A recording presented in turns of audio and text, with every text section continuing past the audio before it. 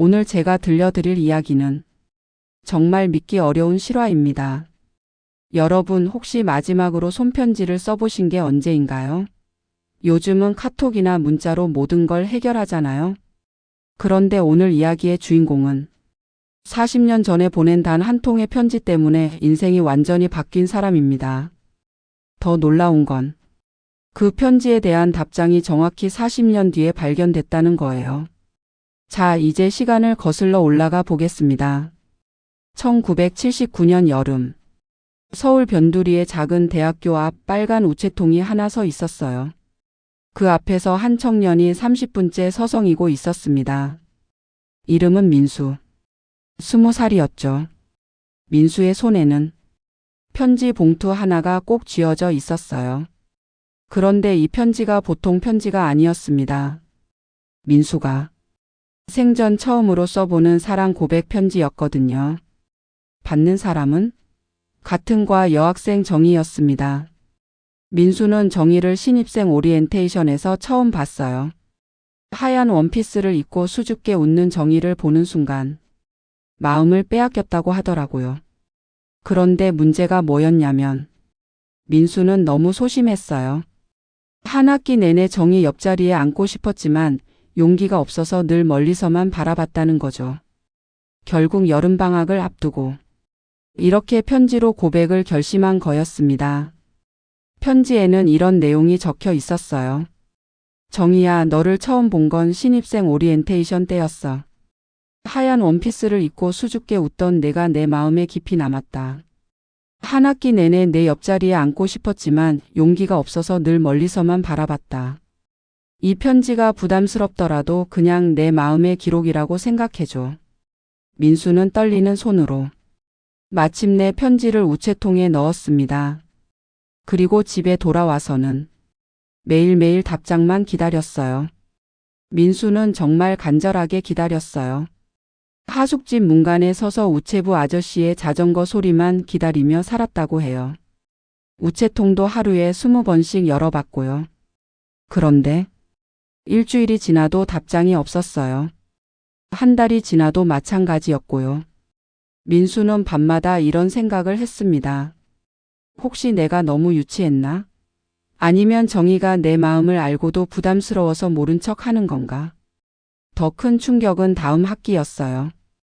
개강을 했는데 정희가 학교에 나타나지 않은 거예요. 나중에 알고 보니까 정희 아버지가 갑자기 지방으로 발령을 받아서 온 가족이 부산으로 이사를 간 거였어요. 민수는 그제서야 이해했어요. 아, 그래서 답장이 없었구나. 하지만 이미 늦었죠. 정희의 연락처도 모르고 부산 어디에 사는지도 알 수 없었으니까요. 결국 민수는 첫사랑을 이렇게 보내야 했습니다. 졸업 후에는 군대에 갔고 제대 후에는 직장을 잡고 결혼도 했어요. 아이도 낳고 평범한 가장으로 살았죠.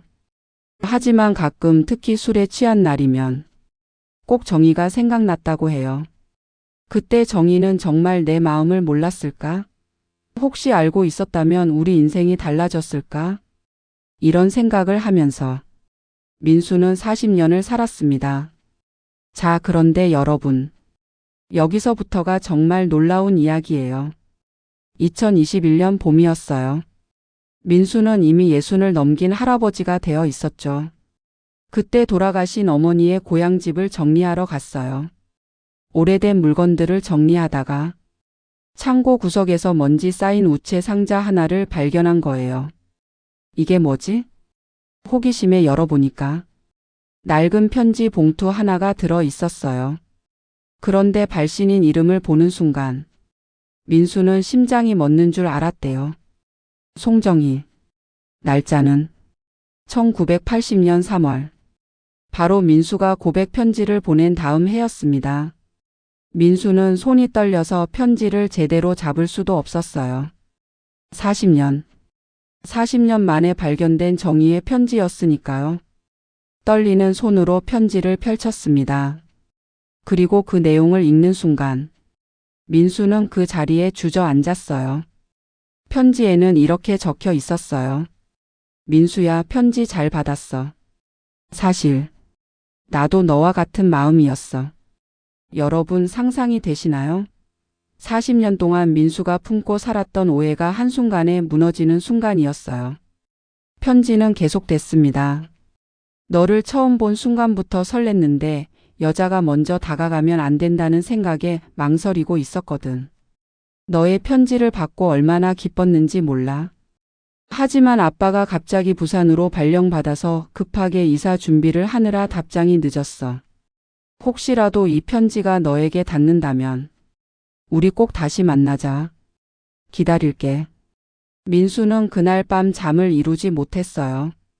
40년 동안 품고 살았던 모든 오해와 아픔이 한순간에 눈 녹듯 사라진 거예요. 정희도 나를 사랑했구나. 그런데 이 편지는 왜 지금까지 여기 있었을까? 봉투를 자세히 보니까 주소가 잘못 적혀 있었어요. 길을 로로 동을 구로 잘못 써서 배달되지 못하고 우체국에서 보관하다가 결국 민수 고향집으로 반송된 거였어요.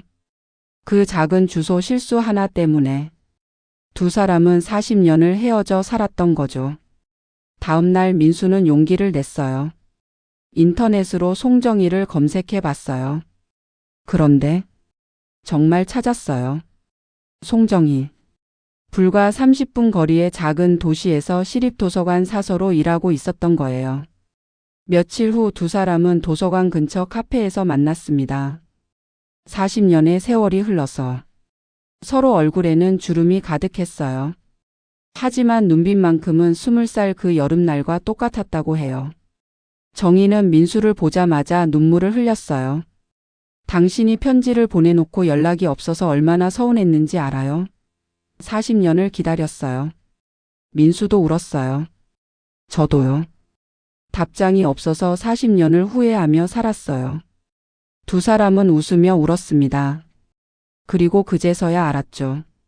진짜 사랑은 시간이 지나도 변하지 않는다는 것을.